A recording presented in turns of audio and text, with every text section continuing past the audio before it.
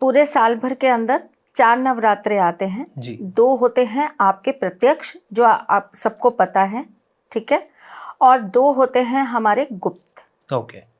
4 नवरात्रे होते हैं। गुप्त नवरात्रे लोगों को इसलिए बहुत कम पता होता है क्योंकि गुप्त नवरात्रे जो होते हैं वो बेसिकली सिद्धियों के लिए होते हैं। ओके। जो साधक है, जो पूजा पाठ बहुत करते हैं, जिन्हें अपनी शक्तियों को तीव्र करना है या जिन्हें अपने अंदर की पावर को इन्हेंस करना है, वो लोग गुप्त नवरात्रे में पूजाएं करते हैं। तंत्र, मंत्र, यंत्र जी। तीनों से अपनी चीजों को साधते हैं। ओके। ठीक है जी। जो प्रत्यक्ष नवरात्रे होते हैं उनके अंदर हम माँ के 9 रूपों का पूजन करते हैं, 9 देवियों का। और जो गुप्त नवरात्रे होते हैं उनमें हम गुप्त रूप से 10 महाविद्याओं का पूजन करते हैं। ठीक है जी। जब हम गुप्त नवरात्रि की बात करते हैं तो जब प्रत्यक्ष करते हैं तो उसमें हम माता की चौकी भी बैठाते हैं, पूजन पाठ भी करते हैं, सब कुछ करते हैं। वो प्रत्यक्ष होता है, मतलब हम लोगों को बताते भी कि हमने भी नवरात्रे रख रखे हैं, हमारे यहाँ भी नवरात्रे हैं जी। हमने भी जोत जला रखी है। जब गुप्त नवरात्रों की बात करते हैं तो यहाँ पर जो भी कार्य होता है वो गुप्त होता है। ओके। हिडन है। हिडन है। ओके। इस नवरात्रे की सबसे बड़ी शर्त ही यही है कि आपके अलावा किसी को पता ही नहीं लगना चाहिए कि आप क्या करने जा रहे हैं। वाओ, तो लाइक बहुत ज्यादा सीक्रेट प्रैक्टिस है। बहुत सीक्रेट प्रैक्टिस है। ओके। इस प्रैक्टिस के अंदर वैसे तो जो जेंट्स हैं, जो साधक हैं, जो करते हैं इन चीजों को, वो किसी गुप्त स्थान पर जाकर बैठ जाते हैं 9 दिन के लिए, 10 दिन के लिए। वहां जाकर मंत्र जाप वगैरह अपना स्टार्ट कर देते हैं करना, या वो अपने ही घर के किसी एक कमरे को गुप्त बना देते हैं। ओके, मतलब अब बाहर नहीं जा सकते तो घर में ही सराउंडिंग ऐसे बना दी। हाँ, अब 9 दिन ना वो उस कमरे से बाहर जाएंगे, ना उस कमरे के अंदर कोई आएगा, ना उस कमरे की रखी सामग्री को कोई और टच करेगा। उस कमरे का जो भी कार्यभार है वो उन्हीं को अपने हाथों से करना है। वाओ। ओके। सेम लेडीज के लिए भी है। अगर आप ये पूजन कर रहे हैं तो आपको उसको गुप्त रूप से ही करना पड़ेगा। ओके। ठीक है, इसमें भी चौकी लगती है, इसमें भी कलश स्थापना होती है, इसके अंदर भी सेम उसी तरीके से पूजा होती है जिस तरीके से हम नवरात्रों में करते हैं जी। लेकिन यहाँ जो भी पूजन होता है वो मंत्रों में ज्यादा किया जाता है। ओके। जैसे मतलब मैं बताता हूँ कि हमारे घर में क्या होता है। कलश स्थापित होता है, अखंड जोत जलती है, 2 बार आरती होती है, व्रत का खाना बनता है, और ऐसे हम प्रैक्टिस करते हैं नवरात्रों में। और फिर लास्ट में कंजकें बिठाई जाती है। सो इसमें भी सेम चीजें हो रही हैं बट थोड़ा सा डिफरेंस मंत्र है। जाप बढ़ जाते हैं। ओके। इसके अंदर आपकी साधनाएं बढ़ जाती हैं, योग बढ़ जाता है। ओके। योग बहुत बढ़ जाता है आपका। ठीक है, और वैसे तो नवरात्रों की कोई भी नवरात्रे हो उनका पूजन हमेशा रात्रि में ही किया जाता है। एक पर्टिकुलर टाइम होता है, उसके बाद ही नवरात्रे का पूजन किया जाता है। उसी प्रकार गुप्त नवरात्रे का जो पूजन है वो भी रात्रि में ही किया जाता है। ओके। इसका रीजन क्या होता है? रात्रि ही सिद्ध होती है नवरात्रों की। ओके। जैसे दिवाली की रात्रि सिद्ध है, हाँ। होली की रात्रि सिद्ध है, दिन बली नहीं है। वाओ। जन्माष्टमी की रात्रि सिद्ध है, दिन बली नहीं है। हाँ जी। वाओ। ओके। ठीक है, तो ये रात्रियां सिद्ध वाली हैं जिनके अंदर आप जब रात्रि में कोई भी क्रिया करेंगे तो वो चीज आपको तुरंत फल देने वाली हो जाएगी। ये वो समय है जिसमें नाना प्रकार से सिद्धियां की जाती हैं, जल से, अग्नि से, तप से, व्रत से, उपवास से, या फिर योग से। ओके। सो ठीक है, आप कोई भी चीज करेंगे उसमें मंत्र तो ऑटोमेटिकली आएंगे। हाँ जी। बिना मंत्र के तो हो नहीं सकता। जैसे कि अगर मैं आपको पानी में भी सिद्धि बताऊंगी तो वो भी आप मंत्र जाप करेंगे तभी सिद्ध होगा। ये थोड़ा ना कि पानी में जाके खड़े हो गए गुप्त नवरात्रि में तो हमारे नवरात्रे सिद्ध हो जाएंगे, ऐसा नहीं होगा। आप वहां जाकर भी उन मंत्रों का जाप करेंगे तभी वो सिद्ध होंगे। लेकिन ये सारे जो एलिमेंट्स हैं, ये सारे जो चीज़ें हैं, ये आपको हेल्प करती हैं आपकी चीज़ों को 10 गुना और पावर देने की। ओके, वो चीज़ें कैसे हो सकती हैं? लाइक क्या, किन चीज़ों को वो पावर दे रही है? सबसे बड़े गुप्त नवरात्रि में जो पावर मिलती है वो इंसान को खुद को मिलती है। मतलब ये हमारी ये सीधा कनेक्शन है ईश्वर का व्यक्ति के साथ, आत्मा का परमात्मा के साथ। जी। गुप्त नवरात्रि का जो पूजन पाठ होता है वो आपके अंदर की शक्तियों को, ऊर्जाओं को बढ़ाने के लिए होता है। Okay, got it. तो हम, जैसे आपने एलिमेंट्स बताए कि हम अग्नि की करते हैं, हम जल की करते हैं, तो हम सारी करते हैं एक साथ या फिर हम एक स्पेसिफिक लेते हैं? डिपेंड करता है आप किस चीज को कैसे करना चाहते हैं। ठीक है। ओके। जैसे कि अगर आप ये कहते हैं कि मैं महालक्ष्मी का पूजन करना चाहता हूँ जी। और मैं महालक्ष्मी को प्रसन्न करना चाहता हूँ, तो हम आपको कहेंगे कि उसके लिए आप जल सिद्धि करेंगे तो बहुत जल्दी आपके लिए कार्य करेगा। ओके। अगर आप मुझे ये कहते हैं मैं माँ दुर्गा की सिद्धि करना चाहता हूँ, जी। मैं उनके लिए पूजा करना चाहता हूँ या जप करना चाहता हूँ, तो उसमें आप डेली हवन भी करेंगे। एक नियमित आप अपना संकल्प लेंगे कि मैं इतने मंत्र करूँगा और उसका दशांश हवन मैं रोजाना कर दूंगा।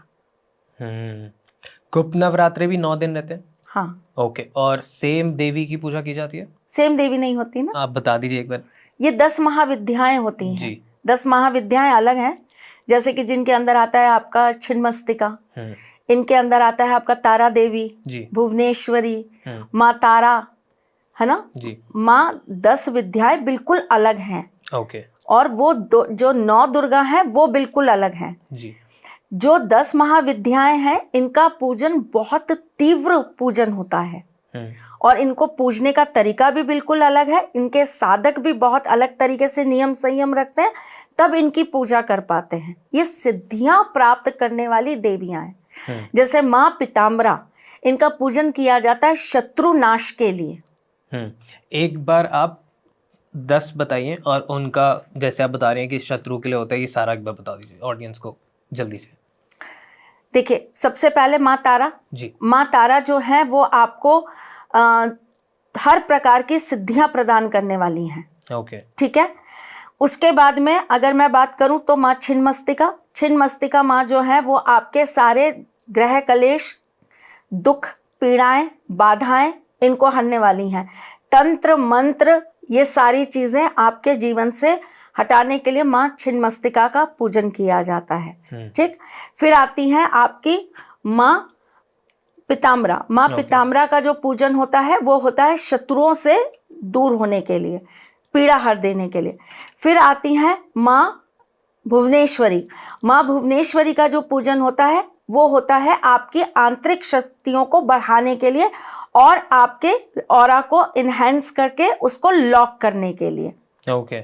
उसके बाद आती है माँ काली। माँ काली तो आपको पता ही है, सर्वतंत्र सिद्धियों का उनके पास ही आशीर्वाद है। जी। मेरे ठाकुर जी की साक्षात उन्हीं के अवतार हैं। जी। आपको पता है भगवान राम माँ तारा के अवतार थे और भगवान कृष्ण काली माँ के अवतार थे।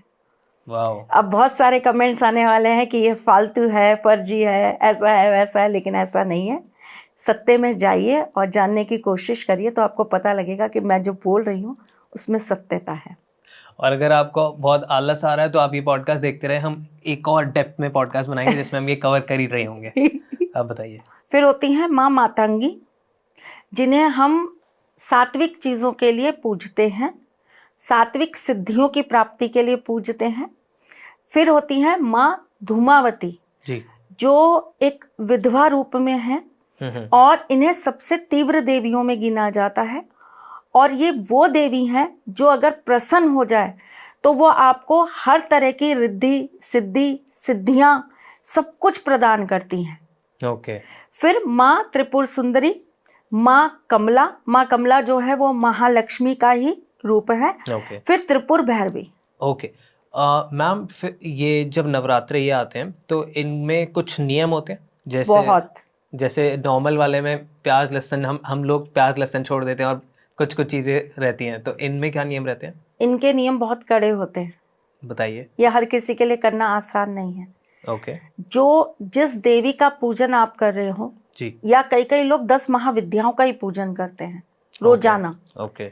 ठीक है, तो उनके नियम बिल्कुल अलग होते हैं। जैसे उनको एक ही रंग का वस्त्र पहनना होता है। ओके। ठीक है, अब इसके अंदर मैं आपको माँ पीताम्बरा का बता देती हूँ। जी। जो उनका पूजन करते हैं उन्हें पीले रंग का वस्त्र पहनना है, जी। पीला ही खाना है 9 दिन तक। हाँ। ओके। ठीक है, पानी भी पिएंगे तो उसमें भी हल्की सी हल्दी डलेगी, ओके। वही पानी पिया जाएगा। बाहर किसी का पानी नहीं पी सकते, ओके। जी। किसी दूसरे के घर का पानी नहीं पी सकते। अगर आपको मजबूरी में करना है तो आपको खुद स्वयं खरीदना पड़ेगा और पानी पीना पड़ेगा। ठीक है। जी। पहले दिन आपने जो जितना खा लिया, 2 रोटी खा ली, तो 9 दिन अब आपको 2 रोटी ही खानी है। अच्छा, डाइट भी सेम रखनी है। जी, सब्जी ओके। भी जो पहले दिन खा ली वही 9 दिन खाएंगे। ओके। ठीक जी। है, आटा जो होता है उसमें भी हल्दी डलेगी। ठीक है, तो बहुत सारे नियम हो जाते हैं इसके अंदर। इसमें कोई जरूरी नहीं है कि व्रत उपवास रखकर ही आप ये सारी पूजाएं करें जी। लेकिन इनके नियम बहुत आपको निभाने पड़ते हैं, अच्छे से फॉलो करने हैं। अच्छे से फॉलो करने पड़ते हैं, जिसमें आपका शयन से लेकर आपके वस्त्र, आपका खान पान, आपका समय, ये सारी चीजें मान्य हो जाती हैं। ओके मैम, गुप्त नवरात्रे रखते कौन है? और जैसे कि अब ये पहली चीज़ तो एक गुप्त है, बहुत सारे लोगों को पता ही नहीं होता, तो कौन रखते हैं? अब जैसे नॉर्मल नवरात्रे तो बचपन से मैं भी रखता आ रहा हूँ, अब पूरे 9 नहीं तो जोड़े में या फिर पहला और आखिरी ऐसे रखते हैं बहुत सारे लोग। तो गुप्त नवरात्रे कौन लोग रखते हैं, और क्या अगर सब रख सकते हैं तो क्या बच्चे भी रखते हैं या रख सकते हैं? देखो, गुप्त नवरात्रि तो कोई भी रख सकता है जी। जो भी अपनी शक्तियों को बढ़ाना चाहता है, जो अपनी जीवन के अंदर चीजें बहुत इंस्टेंट चाहता है, रिजल्ट बहुत जल्दी चाहता है, तो वो तो कोई भी व्यक्ति कर सकता है गुप्त नवरात्र। जी। लेकिन गुप्त नवरात्रों को करने का नियम बहुत है, जैसे मैंने आपको बताया। तो क्या वो नियम हर व्यक्ति निभा पाएगा? आप कोई ज्वाइंट फैमिली में रह रहा है, वो पूजन कहाँ करेगा? जी। कर ही नहीं सकता ना, प्रॉब्लम हो जाएगी।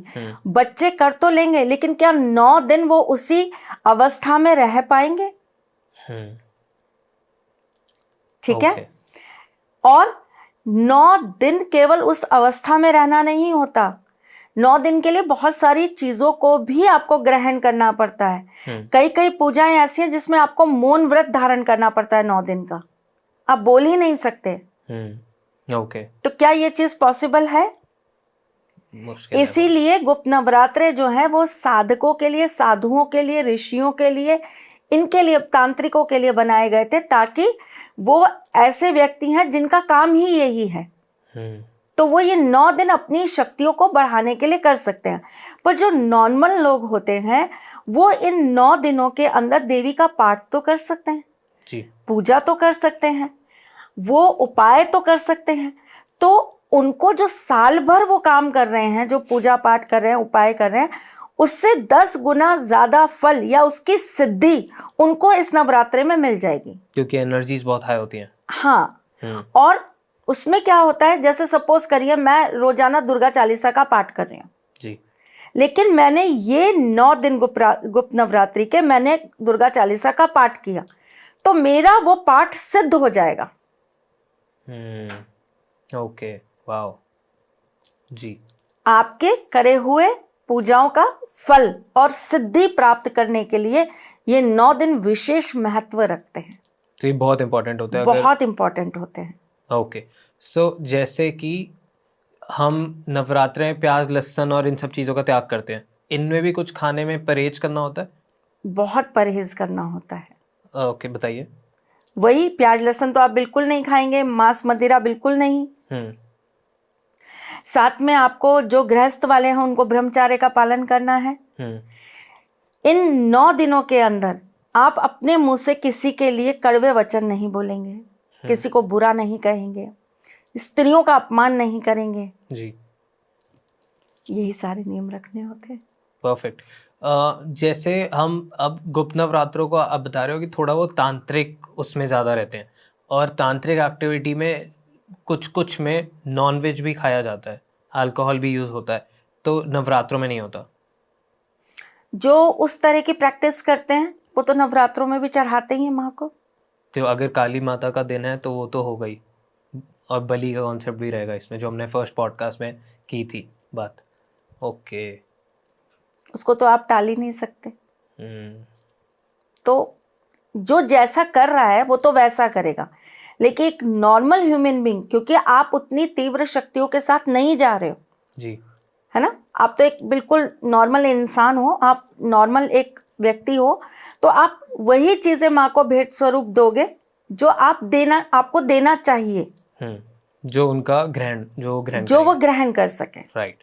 अब आते हैं पॉडकास्ट के सबसे ज़्यादा इम्पॉर्टेंट और डिमांडिंग सेगमेंट पे, जहाँ पे हम ऑडियंस की बात करते हैं। अभी तक ऑडियंस को एजुकेशन मिली, अब ऑडियंस को उन जो वो चाहते हैं वो भी मिलेगा। तो ऑडियंस ये चाहती है उपाय, जो जिसके लिए आप बहुत ज़्यादा फेमस हो, कि मैंने ऐसा सुना है सबकी रेमेडीज़ लगती भी नहीं है, कि हर किसी की रेमेडीज़ नहीं लगती। इसके पीछे भी कुछ होता है लॉजिक या योग कुछ?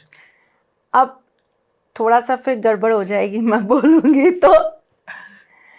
उपाय देने के लिए ना ये भी देखना पड़ता है ना बेटा कि आप उपाय किस तरह का दे रहे हो। हमारे ज्योतिष के अंदर कहा जाता है कि दशा, दिशा, काल, जी। समय, स्थान सब कुछ महत्वपूर्ण है ना।